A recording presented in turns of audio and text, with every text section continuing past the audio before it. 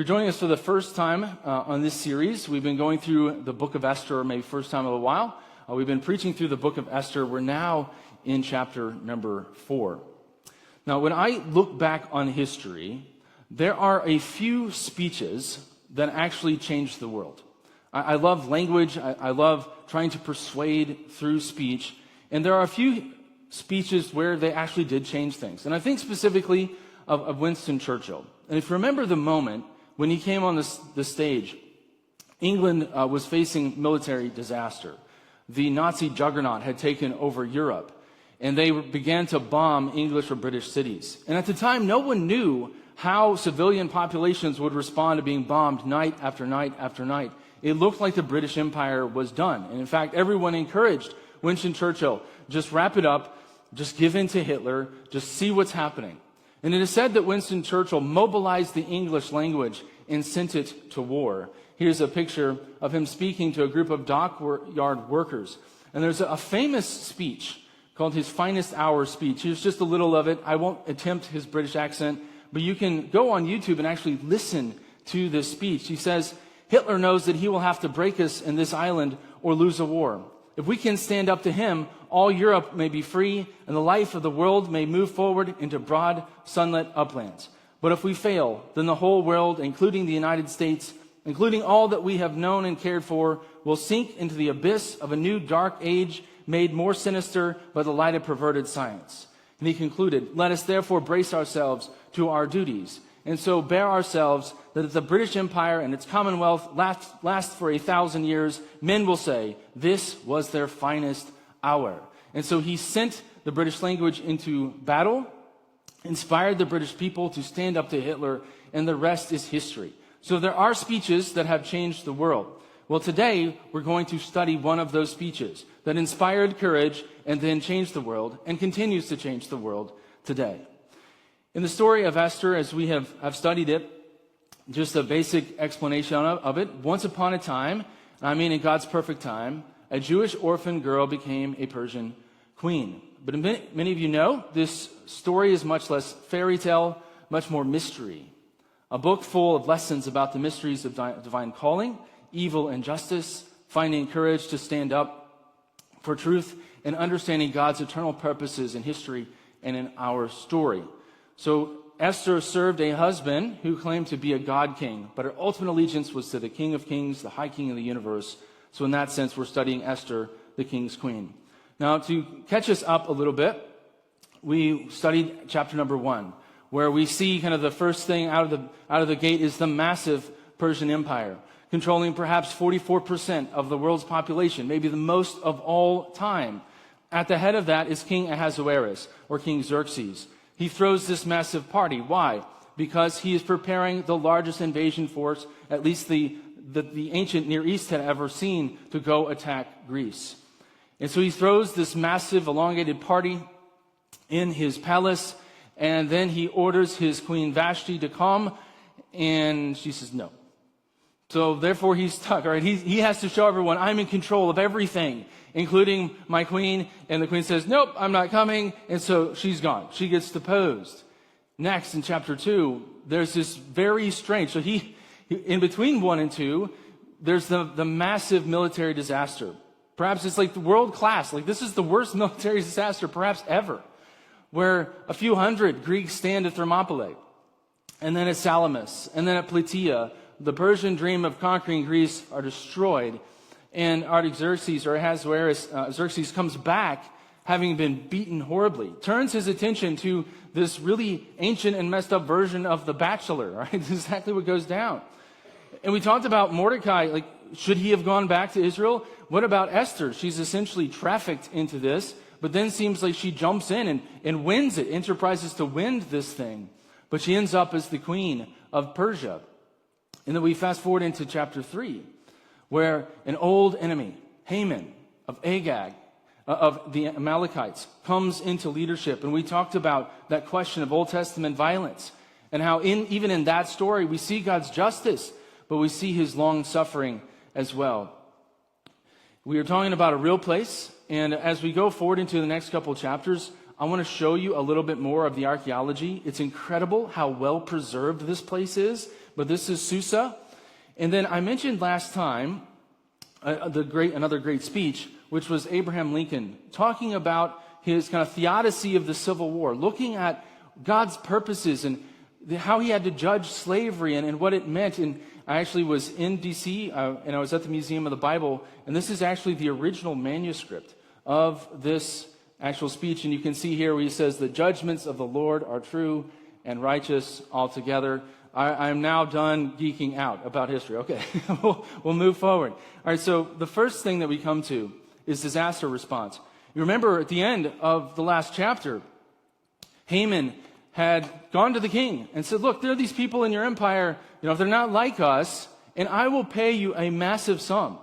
Something like 70% of the tax revenue of the Persian Empire. I will pay that to you. Just let me kill them." And what does Xerxes do? What does Ahasuerus do? He's like, "Oh, don't worry about it. I got the tab. I'll Venmo you, whatever. Like, we're going to kill all these people." And at the end of the chapter, you see that the capital city is perplexed. I mean, this is an entire people group spread throughout the empire, and we're just going to slaughter them. And so you see that Xerxes, Ahasuerus, he's hapless. He gets controlled and manipulated.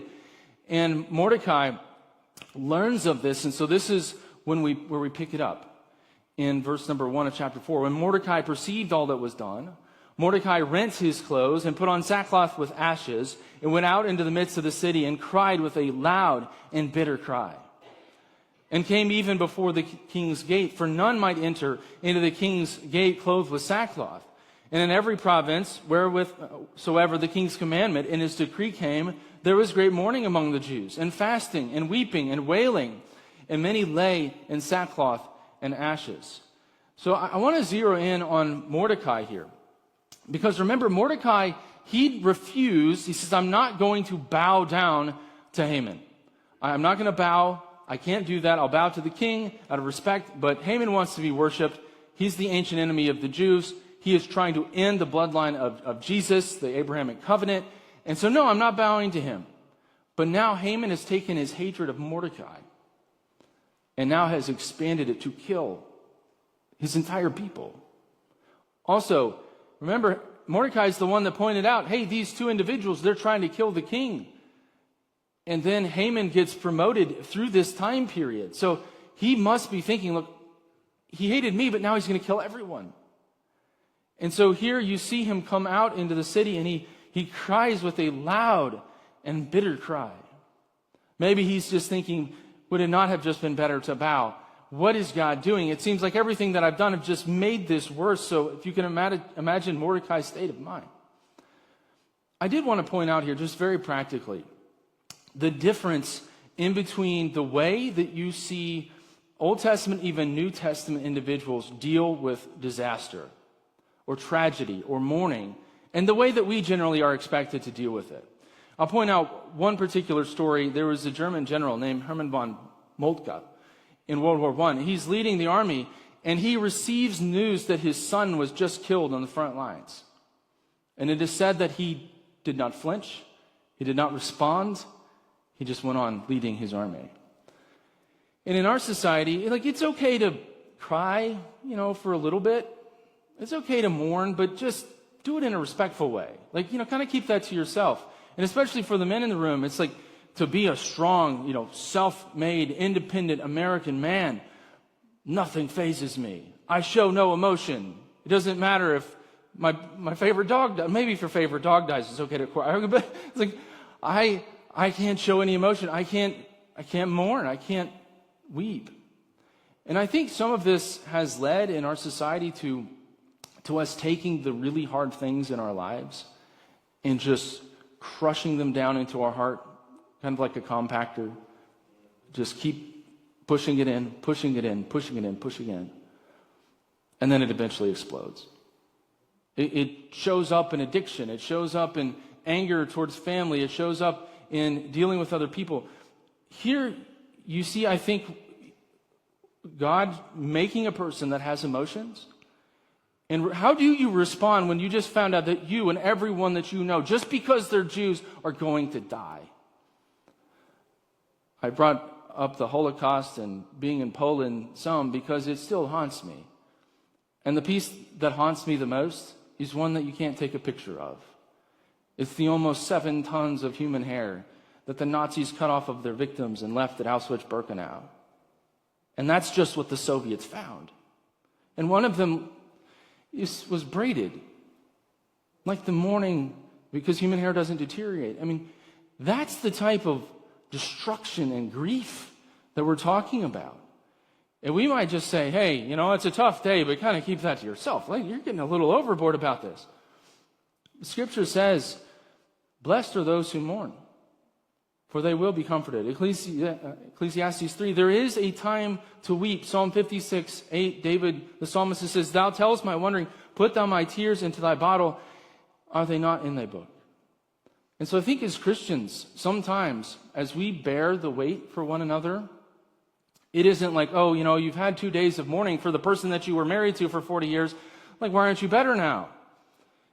To actually sit and weep. And it says that Mordecai, he goes out into the street and shrieks and wears basically a bag, a rough bag over his body to signify to everyone, this is tragedy, this is grief. And I just wonder if maybe Scripture's onto something. As you deal with disaster, as you deal with hardship, there is a time to cry, there is a time to mourn. That isn't it's an unmasculine thing to do. That isn't, the adult thing. It's not what a child just does. No, there's emotion that shows, and it should be channeled in proper ways, but it does come out. And I think that can be a healthy thing for us as a body of believers when people go through hard things. I think of just the cancer diagnosis. These are hard things, and we can walk with people through it. But then how do you, as a leader, even as an individual, there's the emotion, but then how do you deal with something like this, where it is a threat against you and your family? I mean, you could run crazily around, you could go into depression. Like, if we don't do something, we are going to be killed. Maybe you have a test coming up, maybe you have a medical test coming up, you got something at work, but at least there's not genocide scheduled for next Tuesday, okay? So how do you respond to this? I love the story of Hezekiah, and we talked about this in Sunday school a bit. In the story of Hezekiah, he's the king of Israel. The Assyrians are coming to destroy Israel, and they send him a letter. It's from the scribe of Sennacherib, basically saying, hey, all the other gods, all the other countries, we've destroyed them. We're coming for you, so why don't you just give up now? And in 2 Kings, it says, Hezekiah received the letter, the hand of the messengers, and read it. Hezekiah went up into the house of the Lord, spread it before the Lord. And Hezekiah prayed before the Lord and said, O Lord God of Israel, which dwells between the cherubim, thou art the God, even thou alone, of all the kingdoms of the earth. Thou hast made heaven and earth. And I'm skipping down just a little bit to save time. Now therefore, O Lord our God, I beseech you, save thou us out of his hand, that all the kingdoms of the earth may know that thou art the Lord God, even thou only. So how do you deal with disaster? Now, we're kind of seeing how Mordecai is going to deal with it, Esther's going to deal with it, but how do you deal with disaster? Maybe your life is going really well right now. I don't want to burst your bubble, but maybe just wait, all right? Something might happen to you, and so how do you deal with this? People can react to hardship in all these different ways. Again, I mentioned addiction or lashing out at other people, self-medicating. Scripture says in 1 Peter 5:7, casting all your care upon him, for he cares for you. And so it says that the Jews, when they heard these things, they prayed. Just like Hezekiah, they came before the Lord and said, this is too much for me to bear. This is too much for us to bear. God, please intercede on our behalf. And so we're going to see kind of these three things that Mordecai does. He cries, he calls out to God, and then he gets to work. And so how do you respond to disaster? I think that's the first lesson for us. Number two, the dilemma. And as we go further in the story, it talks about the king's gate. All right, the king's gate. This is the actual entrance. And I want to talk more as we go through the series, but this would have been the actual king's gate, where you would have entered into the royal city. So again, we're talking about a real place, real people. The dilemma. So Esther's maids and chamberlains came and told it her. that Mordecai is laying around in sackcloth and ashes and screaming about everything's going on. So she's now wondering what's going on. Then was the queen exceedingly grieved. She sent raiment to clothe Mordecai and to take away his sackcloth from him, but he received it not.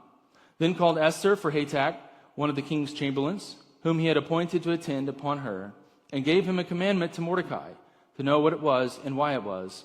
So Hatak went forth to Mordecai under the street of the city, which was before the king's gate. And Mordecai told him of all that had happened unto him, and of the sum of the money that Haman had promised to pay to the king's treasuries for the Jews to destroy them. Also he gave him the copy of the writing of the decree that was given at Shushan to destroy them, to show it unto Esther, and to declare it unto her, to charge her that she should go in unto the king, to make supplication unto him, and to make request before him for her people. And Hatak came and told Esther the words of Mordecai. Again Esther spake unto Hatak, and gave him commandment unto Mordecai. All of the king's servants, the people of the king's provinces, do know that whosoever, whether man or woman, shall come unto the king into the inner court, who is not called, there is one law of his to put him to death, except such to whom the king shall hold out the golden scepter, that he may live. But I have not been called to come in unto the king these 30 days. And they told Mordecai Esther's words. So Esther finds out that Mordecai is laying around in sackcloth and ashes. Mordecai apparently is a lesser official because he's not in the king's court. But if you can think of a spy movie or court intrigue, this is the height of this drama. All right? Esther doesn't quite understand it, but Mordecai does. Mordecai knows that Haman has it out for him. Haman is watching him. And if Haman discovers that Mordecai is related to Esther, that Esther is a Jew, do you think Haman's going to leave a Jew in a place of that high of authority? Absolutely not. And so Mordecai is trying to get word to Esther without Haman discovering who he is and who Esther is. And so he's sitting in sackcloth and ashes. Esther says, hey, I need to give you these clothes.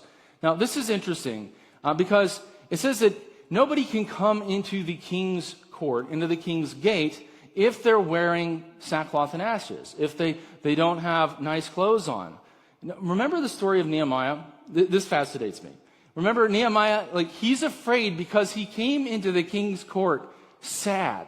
All right? So apparently, everyone that goes into the king's court, it doesn't matter what's going on in their own life. You got to dress nice, and you got to act like everything is great, all right? And everything's wonderful. I don't know if any of you caught the play at Christian Academy of Madison. They did Alice in Wonderland. A certain person in our family played the Queen of Hearts, and there was a lot of demanding off with their heads. If people don't, act the way that they should, off with their heads. So that's kind of how this goes, all right? If you don't show up happy, if you don't have the nicest clothes on, then you can't be in there.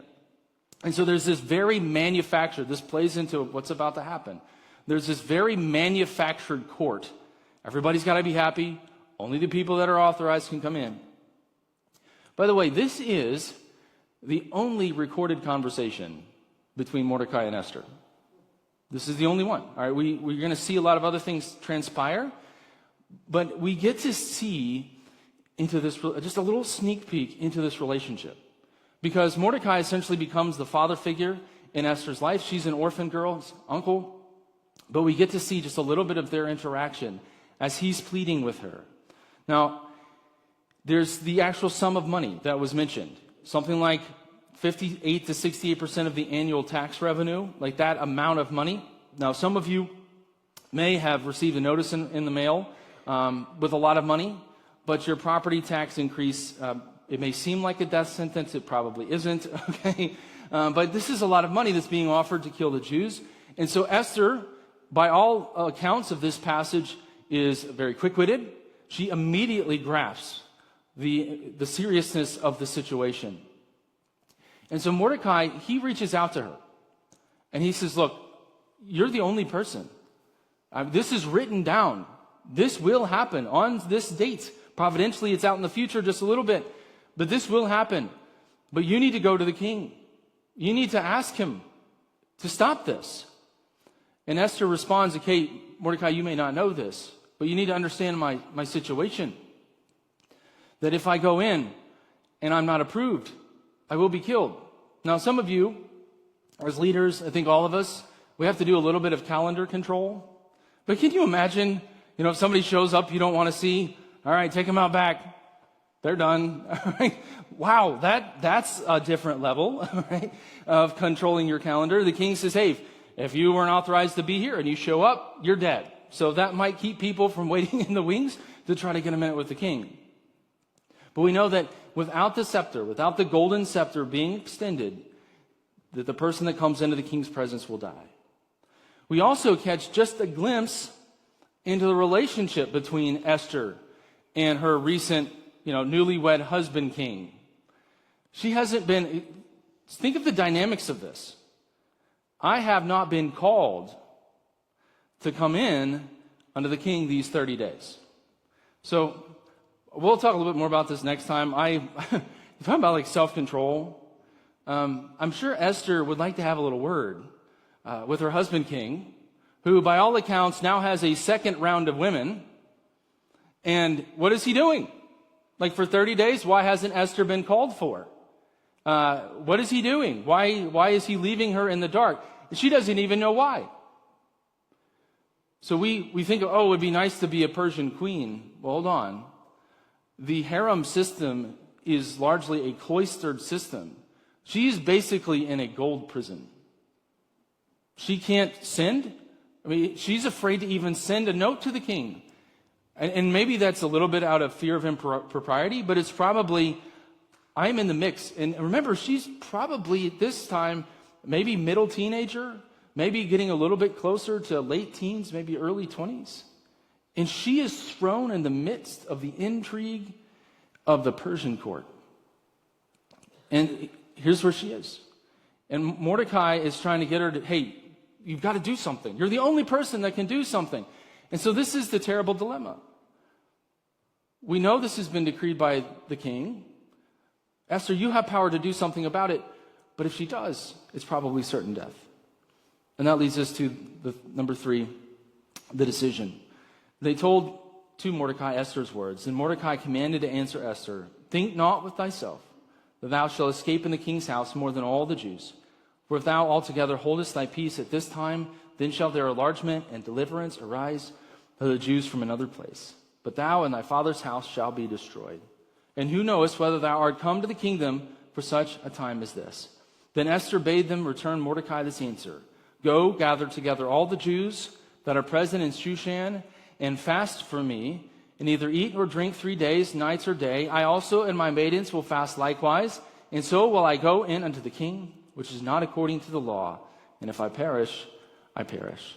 So Mordecai went his way and did according to all that Esther had commanded him. Now, I want to focus in, because this story really has kind of 2 heroes, but they're in kind of their own way. All right, and the first one really is Mordecai. Now, I want to ask, especially parents in the room. Imagine your, late teenager being in this position and saying what Mordecai is about to say. Wouldn't it be, hey, this is on my shoulders. I'm older. I've had more life. I don't want you to have to do this. I don't want to put you in fear of your life where you might be killed. There's all of that, right? That he could have said. But what does Mordecai say? And I think there's kind of 3 things that he says to Esther. And this is the famous statement, right? Where he says, if you hold your peace, there shall enlargement and deliverance arise to the Jews from another place. But thou and thy father's house shall be destroyed. Who knows whether thou art come to the kingdom for such a time as this? One of the most famous Old Testament passages. So the first thing that Mordecai says is reality. Esther, if you don't do something, you will die. Yikes. All right? But he's the mentor. He's like the coach to the all-star player here. He says, look, you've got to shake it off. This is not a situation where you get to sit in your golden cage and this passes you by. You have to realize you will die too. That's a hard but necessary conversation, right? But then he says, if you hold your peace, there shall enlargement and deliverance arise to the Jews from another place. There's some disagreement about in the original language whether he was saying there will be no other deliverance, kind of emphasizing you have to do this. But then it doesn't make any sense to have the next word, which is, but thou and your father's house will be destroyed. So what is Mordecai saying? He knows the Abrahamic covenant. He knows the covenant that God has with Israel. In Genesis 7:17, I will establish my covenant between me and thee and thy seed, and after thee and their generations, for an everlasting covenant, to be a God unto thee and to thy seed after thee. Maybe, we studied Daniel a few years ago, maybe he has a copy of Daniel 2:44. In the days of these kings, which described Persia, shall the God of heaven set up a kingdom, which shall never be destroyed. The kingdom shall not be left to the people. It shall break in pieces, consume all these kingdoms, and it shall stand forever. So how does Mordecai, think about this. He's powerless. He's a minor, petty official. You have the prime minister, in a sense, who is wealthy beyond all measure, who offered to personally pay for the vendetta and genocide of the Jews. There's no power here, and yet how can Mordecai say, we will be delivered? This destruction will not happen. Talk about faith. Wow. He believes in God's sovereignty. He knows that the people of Israel will be preserved. And the last thing he says is about destiny. We talked about how this is a book of mystery. This is it, all right? This is the flux, the tension in between God's sovereignty and then our own personal responsibility. Because he says, who knows? Whether you are come to the kingdom for such a time as this. Mordecai says, you think the shape of your jawline, the beauty of your face, the fact that Vashti was kicked out, the fact that somehow you found favor with the king's chamberlains, and that of all of these women, this absolutely erratic, egotistical king chose you? You think you had all of that just so you could sit in a life of luxury? I don't think so. Esther, I think this is why you are where you are. And he did that through a letter. When I think of mentors, when I think of coaching the next generation, boom, there it is.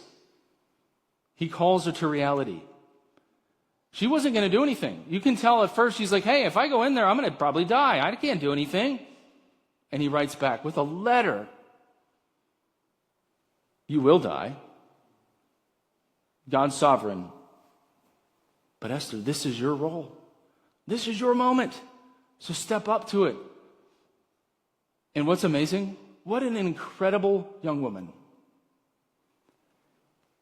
What does she do? She's a late teenager, and in the intrigue of the Persian court, all of these powerful things. She's an orphan. All the things that have happened to her. She can't even talk to her mentor. The weight of her entire people, thanks Mordecai, is now on me. How easy would it have been for her to fold, to collapse into self-reflection, depression, or even indecision? Can I make this decision another time? What? No. What does she do? She responds. And she calls for prayer. Now this is interesting because not only is she about to disobey the king, but she's also going to disobey Jewish law. Because most rabbinical teaching, scholars would say this is the first couple days of Passover. And they're supposed to be eating during this time. But she says, no, fast for me. I'm about to go make this momentous request to the king, so fast for me. Because a new extinction event is here. What was Passover? It was the event where the death angel passed over the young, those firstborn in Egypt. And so now there's this other extinction event, and Esther says, please pray for me. I think this is a reminder to us in times of hardship. Sometimes we kind of shut down. We'll ask for basic prayer. But the practice of fasting. Jesus says, when you fast, don't do it with a sad countenance or to get your own glory. But this is a discipline of the Christian life. I've been convicted about this over the last few years, of when I am really praying for things. Do I go to the Lord? Do I say, I'm going to stop eating for a time so that I can focus on my relationship with God? Esther's a great example of this. She also says, I'm going to practice civil disobedience. She's going to stand up to the King of Kings. And here, it's interesting because she has authority. She could have stepped back, but where she had authority, she believed she had responsibility. And I think that is a great model for us, especially as American Christians. Where we have authority, we have responsibility. She did not stand by to watch this happen. Now, this chapter kind of comes to a close where she says these words, if I perish, I perish. And you think about, okay, if we're going to serve the Lord, wouldn't God tell us?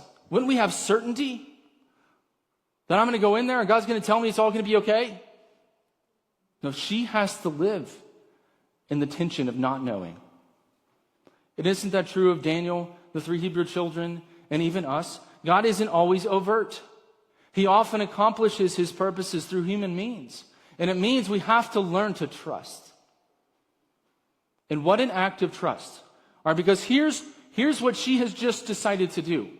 And this is why I think the book started with the story of Vashti. What happened to the last queen that defied King Xerxes, King Ahasuerus? She's off the scene. But what's happened since then? This king has shown himself to be egotistical and completely all over the board. Remember the story? When a storm destroyed his bridge over the Hellespont, he had people flog the sea with chains and had the engineers killed. Like, this is the guy, right? Who gets manipulated. I don't know if you've ever had a boss, and hopefully I'm never this way with employees, but if you ever had a boss, like, you don't know, like, what Mondays, like, everyone's like, is this the day to go talk to the boss?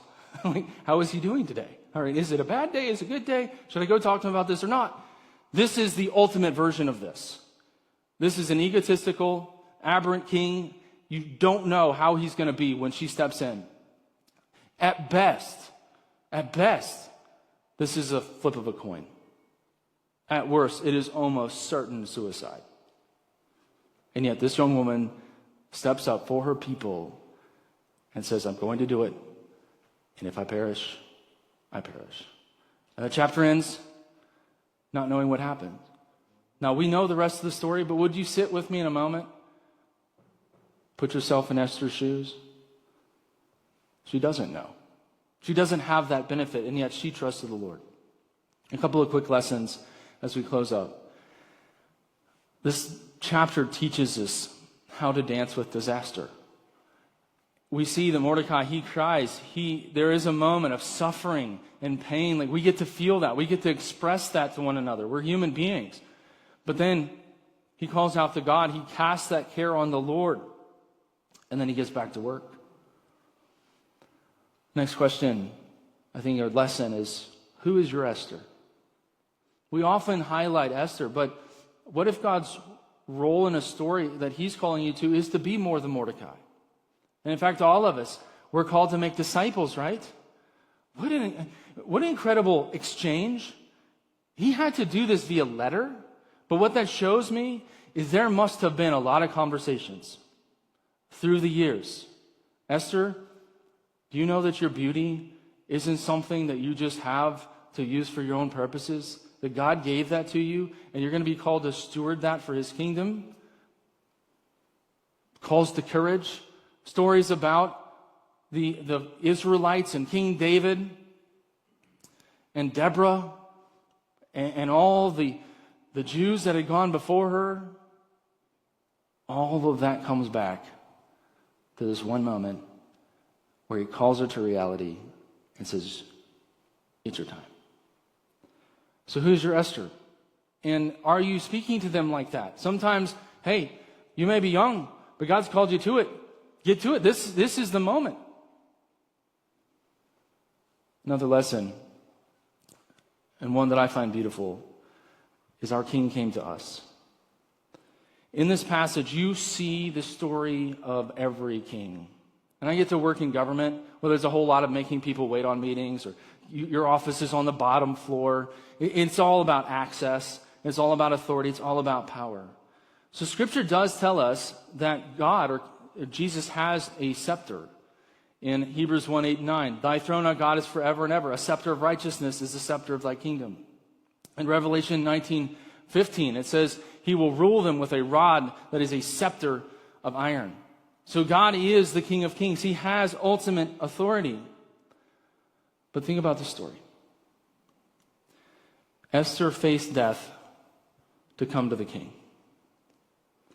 But our king faced death so we could come to him. Think about what happened on the cross.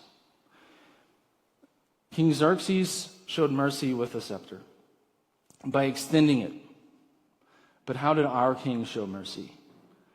He also extended his hand, but it was like this. And instead of ruling and crushing with a rod of iron, there were rods of iron that were crushed into his hands to hold him. And what happened when he died?